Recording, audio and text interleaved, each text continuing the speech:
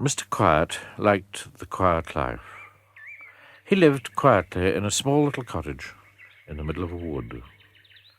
The problem was, his small little cottage was in the middle of a wood, in the middle of a country called Loudland. Everything and everybody in Loudland was noisy. Oh, the noise!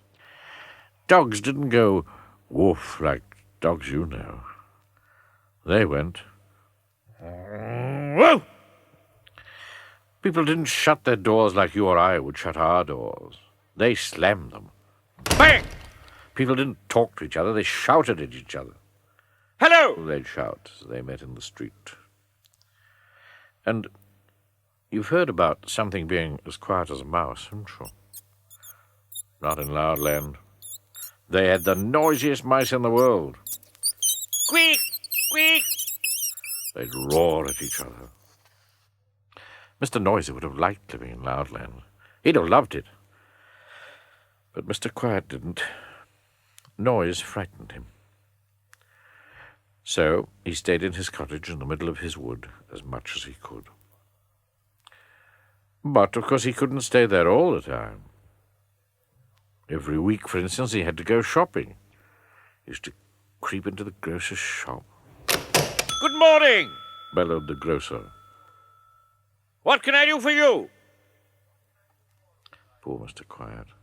He replied in a whisper. "Please," he whispered. "Could I have some cornflakes, please?" "What?" "Cornflakes, please," he whispered. "Speak up!" Mr. Quiet tried his loudest whisper. "Cornflakes." "Can't hear you," shouted the grocer. "Next, please." And poor Mr. Quiet had to creep away without any cornflakes. Wasn't fair, was it? He crept into the butcher's. "Please," he whispered. "I'd like some meat." The butcher didn't even hear him. He was humming to himself, loudly and fiercely. Mr. Quiet tried again. "Please," he whispered. "I'd like some meat." Butcher started to whistle. Sounded more like a burglar alarm than a whistle. Mr. Quiet fled, empty-handed. It often happened, which probably explains why he was so little. Poor Mr. Quiet. He sat at home that night with a feeling of despair. "Whatever am I to do?" he thought. "It's no use. I'll just have to try again." And so the following day he went shopping again. But the same thing happened. "Can't hear you," thundered the grocer. "Next, please." "Can't hear you," bellowed the greengrocer. "Next, please." "Can't hear you," roared the milkman. "Next, please." "Can't hear you," boomed the butcher. "Next, please." Oh, dear. Poor Mr. Quiet went home and went to bed, hungry. The morning after, he was awakened by a noise which sounded like bombs dropping. It was the Loudland postman knocking at Mr. Quiet's door. "Bang, bang! Bang, bang!" Mr. Quiet went and opened the door. "Morning!" shouted the postman. "Letter for you!" Mr. Quiet took the letter into his kitchen. He sat down to open it. He waited until the noise of the postman's footsteps died away. "Clump, clump, clump, clump, clump, clump, clump, clump, clump, clump, clump, clump, clump, clump, clump, clump, clump, clump." Mr. Quiet opened the letter in great excitement.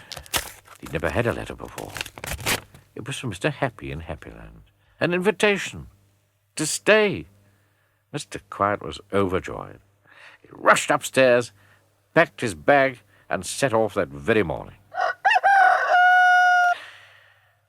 It was late when he arrived on Mr. Happy's doorstep.